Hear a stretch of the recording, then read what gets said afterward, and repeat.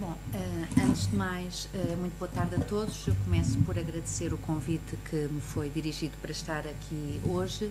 muito em particular aqui na pessoa do Sr. Luís Silva, que me dirigiu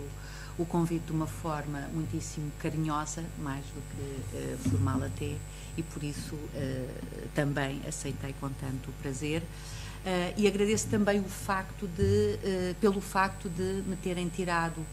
do meu cantinho durante esta tarde de hoje para me trazerem para aqui, porque de facto, e agora que estava a ouvir a doutora Sofia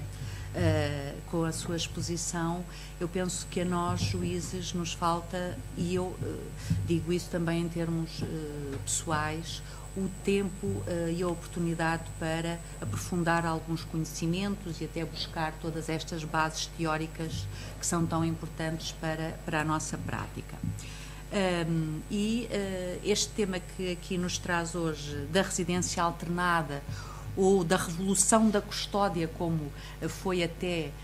já chamado, ou começou por ser chamado assim na República Checa em 1998, quando aí pela primeira vez foi introduzido no seu regime jurídico. Portanto, estão a ver o quão atrasados se calhar estamos nestas matérias. Mas parece-me a mim particularmente importante porque, ainda que não seja um tema novo, como o doutor dizia há pouco, mas ainda é um tema muito envolto em preconceito. E por isso mesmo é importante falar, é importante debater, é importante perceber, porque parece-me que não temos dúvida em afirmar que os preconceitos não são bons, não fomentam a tolerância, e a intolerância conduz muitas vezes à falta de tranquilidade e paz social, que essa sim temos que todos, penso eu, que nos esforçar ou dar o nosso contributo para combater. E a propósito desta questão do preconceito, há muito poucos dias, numa conferência de pais, com dois pais muito jovens e uma criança muito pequenina, o pai começou por dizer que pretendia que fosse fixado um regime de residência alternada, ao que a senhora advogada que acompanhava a mãe disse, nem pensar, eu sou por princípio contra a residência alternada, portanto isso não faz sentido nenhum, a criança precisa de estabilidade, precisa de rotinas e portanto não admitimos sequer ponderar essa hipótese. Ao que o senhor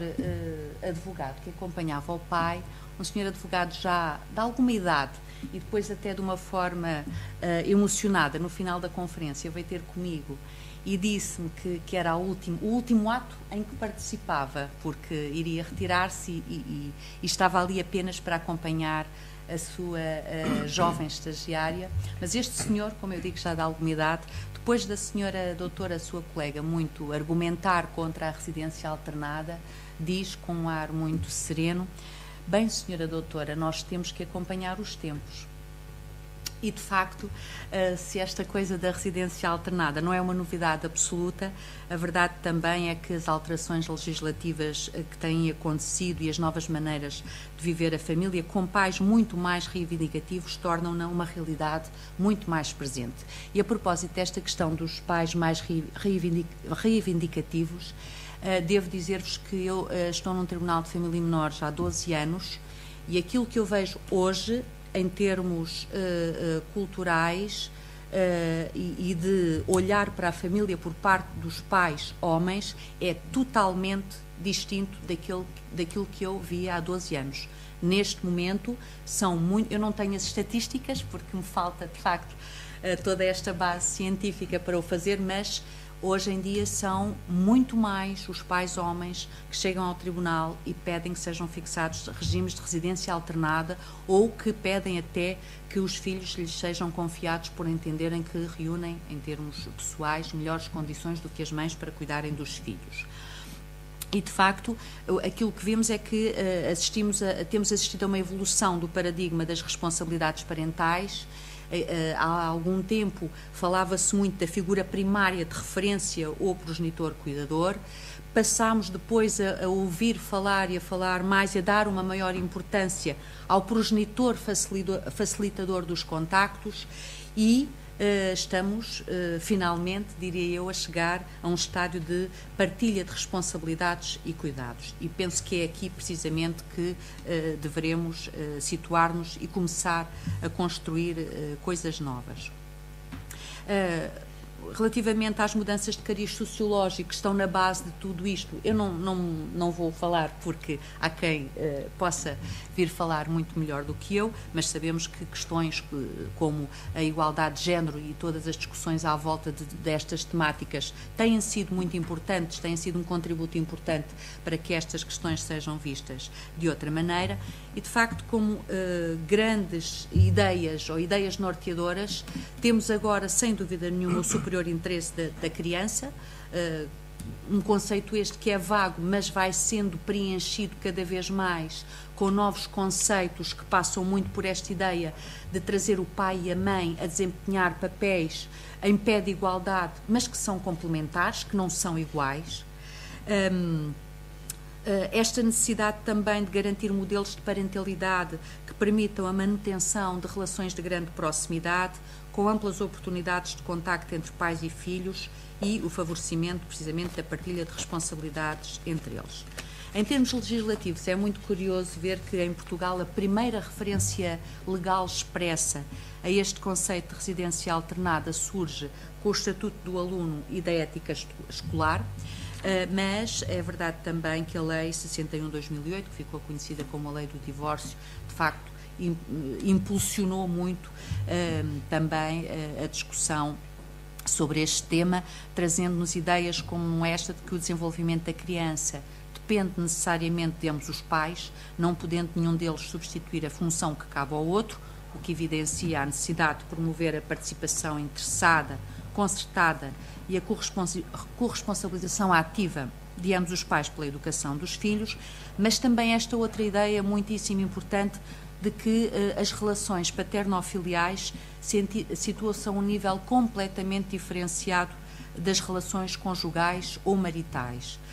o que evidencia, claro, a necessidade de garantir laços afetivos estáveis e profundos entre a criança e ambos os pais, apesar da separação destes.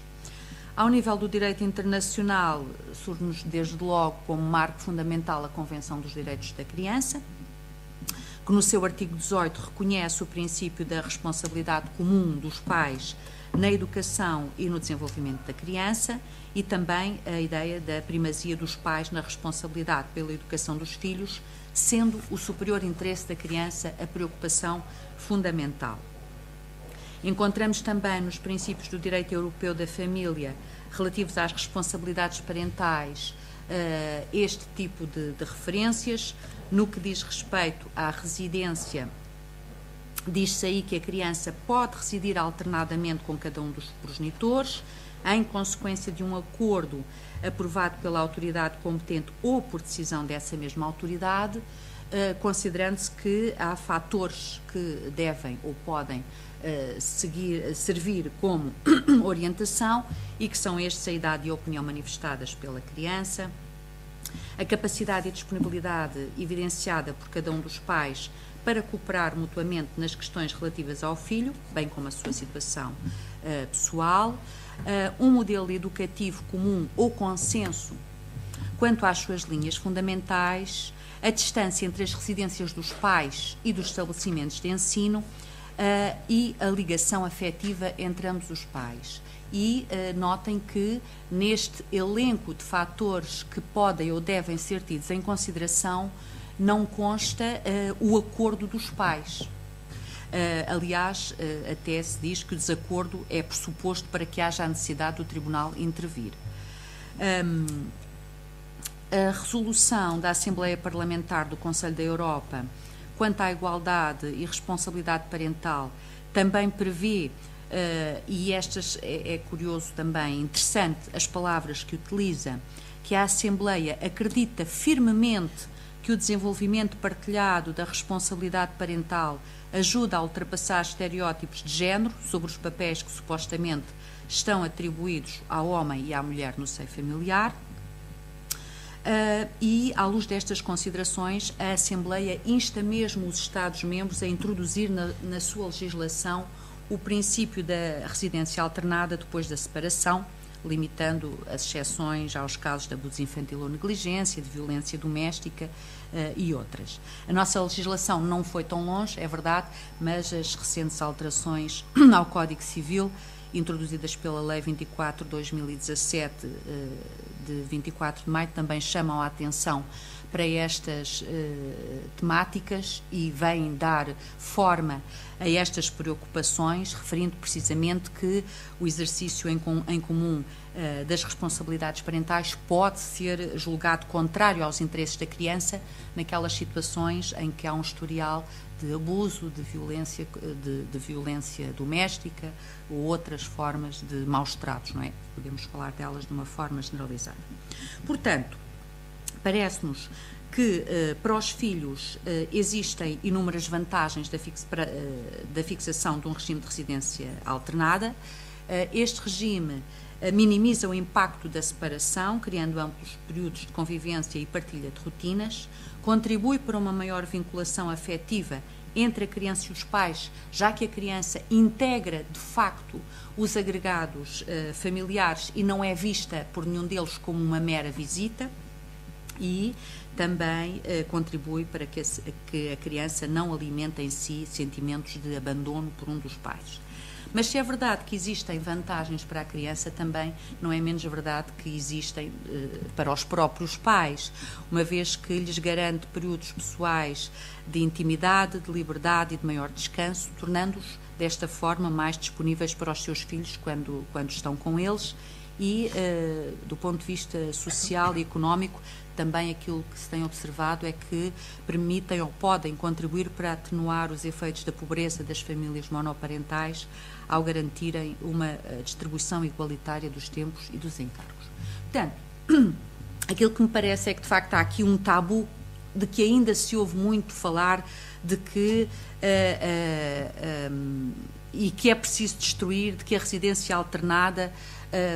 é um sério atentado à estabilidade e às rotinas das crianças. E é isto aquilo que me parece que podemos perguntar então, mas o que é que contribui mais para o crescimento saudável de uma criança? A rotina de ver um dos pais de 15 em 15 dias ou a rotina de conviver com esses pais, com os dois pais regularmente? E eu não tenho muitas dúvidas, pelo menos no plano da teoria, em responder afirmativamente a esta segunda questão.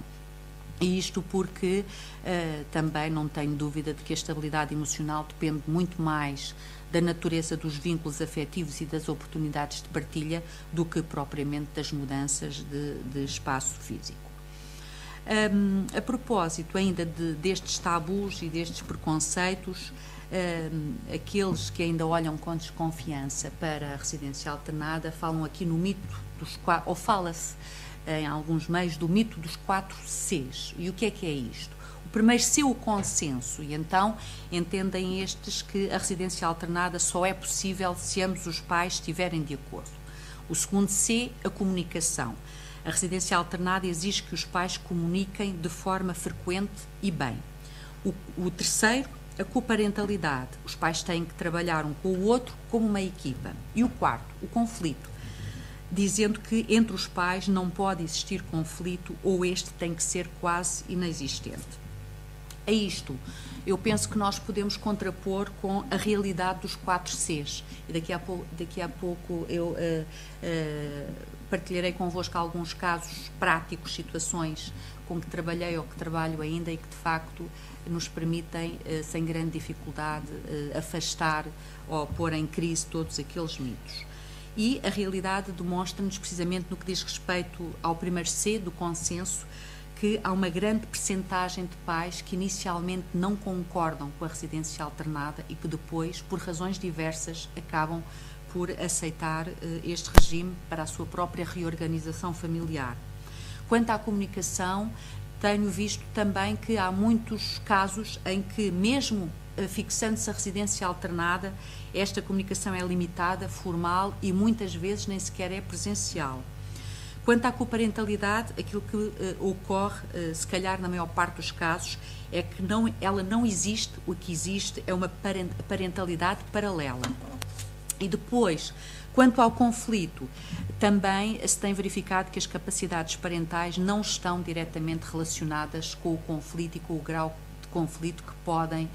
imprimir à relação com o outro progenitor. Portanto, não existe demonstração científica de que o nível de conflito diminua com a residência única, antes pelo contrário. Aquilo que se verifica é que o sentimento de frustração do progenitor excluído das decisões potencia essa conflitualidade. Nós ouvimos muitas vezes no tribunal os pais e pais mais os homens, porque de facto são em maior número, dizer eu não quero ser só o pai pagador, não quero estar limitado ao papel daquele pai a quem no final do mês são apresentadas faturas. Eu nem sabia que o meu filho andava no psicólogo, mas sei no final do mês que vou ter que pagar uma fatura de um psicólogo.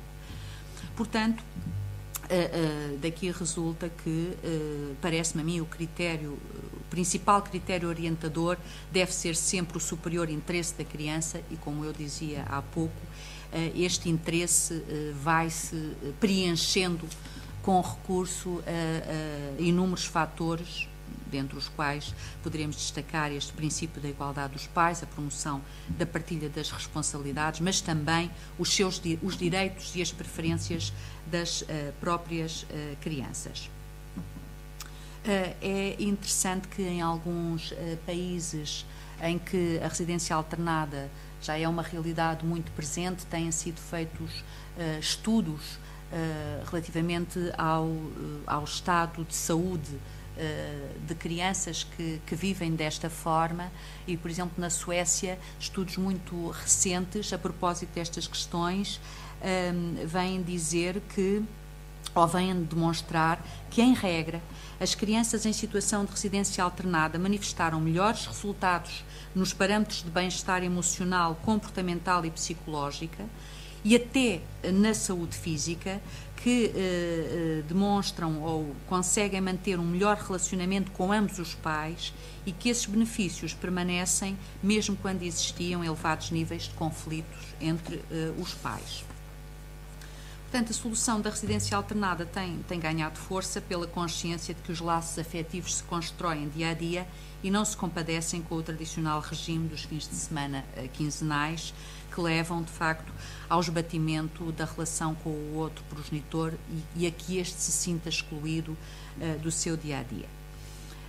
A jurisprudência que temos tem refletido também toda esta evolução. Se tiverem interesse, há um acórdão do Tribunal da Relação de Lisboa de 7 de agosto de 2017, que é muito completo, que cita de uma forma muito até exaustiva muita jurisprudência que se tem debruçado sobre estas questões e é interessante vermos como de facto se tem evoluído de uma concepção que muito no início tinha quase como critério absoluto e imprescindível para a fixação de um regime de residência alternada o acordo dos pais e neste momento entende-se que esse acordo não é necessário. Aliás, neste acórdão aquilo que se defende é precisamente que a residência alternada é possível mesmo sem o acordo dos pais, desde que tal seja do interesse dos filhos, como é quando lhe permite manter uma relação muito próxima com ambos os pais, o mais possível igual à que manteria se não tivesse havido separação. E diz também neste acórdão que as normas do artigo 1906 do Código Civil também não exigem a inexistência de litígio, conflito entre os pais. Aliás, até de uma forma graciosa, diz que o facto de os pais não se encontrarem em boa harmonia é uma consequência lógica de uma decisão de ruptura conjugal e o insólito seria uma situação de convivência carinhosa.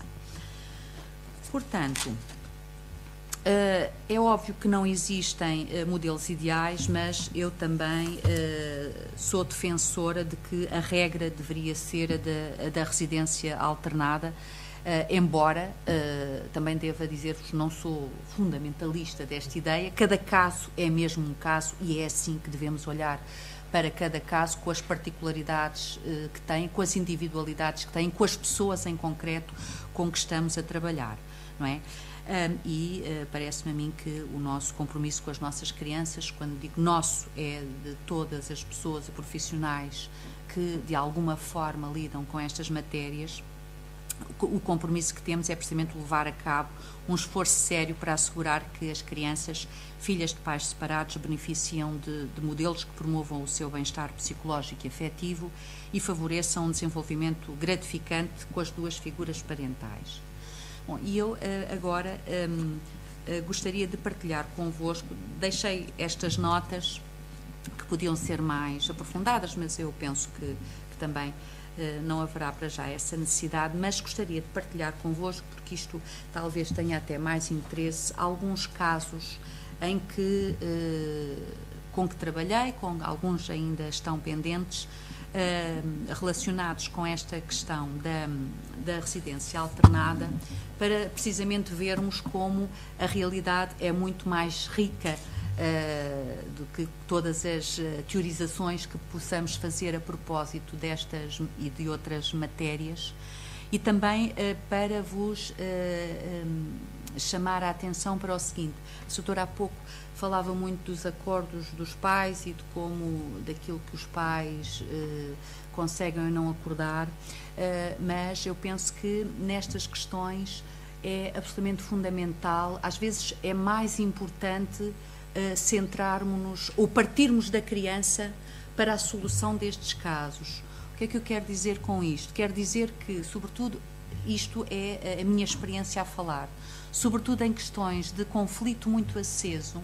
aquilo que eu tenho percebido é que as crianças conseguem, apesar de tudo, assumir uma posição muito mais neutral e trazer elas próprias as soluções. E é muito engraçado ver como, em muitos casos, são precisamente as crianças que acabam por guiar os pais e que acabam por encontrar ou ajudá-los a encontrar as melhores soluções para se reorganizarem. E daí também a importância da audição das crianças e a importância de lhes darmos voz nos tribunais. Portanto, esta questão da audição da criança é neste momento, na minha opinião, central no nosso sistema judiciário. As crianças têm que ser ouvidas, não porque sim, porque vamos ouvir por ouvir, mas com um propósito. E, efetivamente, aquilo que elas nos dizem muitas vezes é o mais importante de tudo. É naquilo que elas nos dizem que nós conseguimos perceber onde é que está, efetivamente, o seu superior interesse. Bom, então, só para ilustrar um pouquinho disto que estava a dizer, tive o caso de dois irmãos, um rapaz e uma rapariga, que de 12 e 9 anos, os pais separaram-se quando eles eram pequeninos e sempre viveram com a mãe, e passados alguns anos o pai veio a tribunal pedir que este regime fosse alterado, que se fixasse um regime de residência alternada, alegando que sentia que os filhos tinham também essa necessidade e que ele estava preparado, reunia condições para poder assegurar-lhes essas vivências. A mãe não queria sequer ouvir falar dessa hipótese, recusava.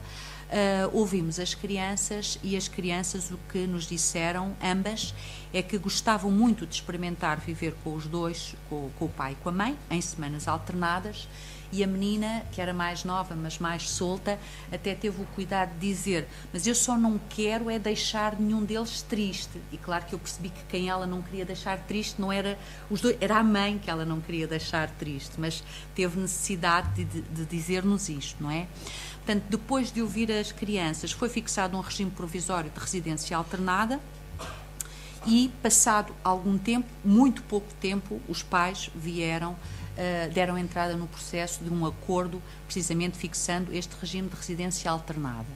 Curiosamente, passado algum tempo, este pai instaurou um processo para regular as responsabilidades parentais de um filho mais novo, pedindo também que fosse fixada a residência alternada. A mãe deste menino também era contra. Este processo chegou à fase de julgamento e, na audiência de julgamento, as testemunhas, algumas das testemunhas que foram trazidas pelo pai, seus familiares próximos, falando-nos da experiência dos outros dois meninos, o que nos disseram foi que a relação, que era muito conflituosa entre o pai e a primeira-mãe acabou por serenar, que as crianças estavam muito mais felizes, muito mais confiantes, que até já conseguiam desabafar e partilhar, quer com a mãe, quer com o pai, muito mais coisas delas próprias. E, portanto, neste segundo processo, eu fixei um regime de residência alternada para este menino mais pequenino, e a verdade é que a decisão transitou em julgado, a mãe não recorreu. Portanto, eu espero que daqui a algum tempo, se ouvir falar da situação, seja com esta mesma experiência tão positiva. Depois, num outro caso, um jovem adolescente cujo pai se encontra a trabalhar no estrangeiro e que permanece mais ou menos 3 meses no estrangeiro e depois vem e fica em Portugal por períodos variáveis de 15 dias a um mês e pouco, e este jovem o que nos veio dizer é que sentia muito a falta do pai, então os pais acabaram por fixar um regime de residência alternada também meio atípico, prevendo que sempre que o pai estivesse em Portugal, ou que esteja em Portugal, o filho fica todo esse período com o pai e depois, quando o pai regressa ao estrangeiro para trabalhar, volta à casa da mãe. Portanto, não foi aqui fixado um período temporal para esta alternância de residência, ficou dependente das contingências do trabalho do pai. Depois, num outro caso, num processo de divórcio, em que os pais vieram com o acordo de residência alternada, ouvimos as crianças e as crianças disseram-nos que concordavam com a residência alternada, que lhes parecia muito bem, mas disseram-me uma coisa curiosa, e o que me disseram foi: olha, nós queremos continuar a viver assim, mas diz aos nossos pais que nós não queremos nem madrastas nem padrastos. Portanto, é muito engraçado, porque a ideia que nos transmitiam é que eles queriam manter a família, eles filhos, mãe e pai, já que tem que ser com espaços físicos diferentes, pois está bem, mas que continuemos nós os 4. Depois, noutra situação também, uma criança de 12 anos, também morava com a mãe, e cujos pais se davam muito, muito mal, e ele disse-nos: os meus pais não falam um com o outro, é o pior defeito que eles têm, e eu gostava mesmo é que eles se dessem bem. E então ele achou que a forma de pôr os pais a conversar um com o outro era precisamente o de ficar a morar com os dois. E o que ele sugeriu, ele trazia o esquema todo muito bem pensado, e ele sugeriu isto: eu vou ficar à segunda, terça e quarta com um, vou ficar à quinta e sexta com outro, na semana a seguir troco, e depois os fins de semana alterno. É assim que eu quero. Os pais, confrontados em conferência com esta ansiedade que lhes provocava este relacionamento tão mau que tinham entre eles e a vontade que manifestou, aceitaram fixar em termos provisórios este regime, tal e qual como o filho sugeriu. Marcámos uma nova conferência para daí a 3 meses, para fazer uma avaliação daquilo que tinha sido esse período temporal, e, de facto, passados esses 3 meses, fixaram em termos definitivos o regime de residência alternada nestes precisos termos, não mudaram nem uma vírgula. Depois tive ainda esta semana, isto a propósito destes mitos de que falava há pouco, um casal que, com uma filha de 5 anos, que se separaram quando a criança era bebé. Até há 5 meses atrás a criança viveu com a mãe, e há 5 meses atrás os pais decidiram, por acordo, fora do tribunal, experimentar um regime de residência alternada. E então, aquilo que eles nos vieram dizer é que faziam um balanço muitíssimo positivo do período que até aí decorreu, dizendo também que a filha vivia com um sofrimento profundo a separação da mãe, mas a um nível quase doentio. A criança sofria com a separação da mãe, mas logo a seguir ficava bem com o pai, e o que a mãe dizia é que quando falava com a filha a meio da semana sentia muito feliz, muito alegre por estar com o pai, e, portanto, esse sofrimento da separação esbatia-se por completo. Estes pais procuraram até uma psicóloga para acompanhar a filha e para ajudá-la a lidar com esta questão da separação, e da forma como falavam, eu fiquei com a impressão de que eram pais que comunicavam muitíssimo, que se relacionavam muito bem, porque de facto eles concordavam com tudo e tinham uma visão muito semelhante acerca de todas estas questões, inclusive quanto à importância de manterem o acompanhamento psicológico para ajudar a sua filha a lidar com isto. E quando, já não sei a propósito de quê, lhes fiz esta referência, a mãe disse-me: não, senhora doutora, está enganada, nós não falamos pessoalmente um com o outro, eu não consigo perdoar ao pai da minha filha aquilo que ele me fez, e portanto eu não quero falar com ele, faz-me mal falar com ele, mas a minha filha é que está a beneficiar, e portanto, se a minha filha está a beneficiar, é assim que vamos continuar a viver. E relativamente a estes casos, eu terminaria com um, que este sim é muito particular. É o caso de um casal, ambos artistas de circo, tinham e têm uma filha pequena. Quando vieram regular o exercício das responsabilidades parentais, a filha tinha 2 anos de idade. Quando o processo se iniciou, não tinha ainda os 2 anos de idade. Mas, por razões diversas, fizeram-se várias conferências de pais, até uma em que, e é curioso que o processo foi instaurado pelo pai, e o pai, no requerimento inicial, propunha que fosse fixado um regime de residência com a mãe. Mas a evoluiu, não é? Não para, e a partir de determinada altura o pai começou a transmitir o entendimento que devia ser fixado um regime de residência alternada. A mãe resistia, e ao fim de várias conferências, eu até trouxe aqui para vos ler, os pais, por acordo, decidiram fixar, primeiro, em termos provisórios, o seguinte regime, que vos vou ler. A criança residirá em períodos alternados de 3 meses com cada um dos pais, sendo que nos próximos 3 meses permanecerá com a mãe. Entre 1 e 10 de maio, portanto isto era 3 meses depois, o pai deslocar-se-á a Madrid para recolher a filha, levando-a consigo para o Irão, país onde atualmente e naquela altura se encontrará a trabalhar. Entre 1 e 10 de agosto, ou seja, 3 meses depois, o pai deslocar-se-á a Madrid para entregar a filha à mãe, ou, na indisponibilidade desta, aos avós maternos, que se deslocarão ao aeroporto para recolhê-la. No período seguinte 3 meses, a criança ficará com a mãe, eventualmente nos Estados Unidos da América, caso a mesma para aí se desloque em trabalho. Os pais obrigam-se a informar-se reciprocamente sempre que ocorra alguma alteração nas suas moradas ou contactos telefónicos. E isto aconteceu em fevereiro,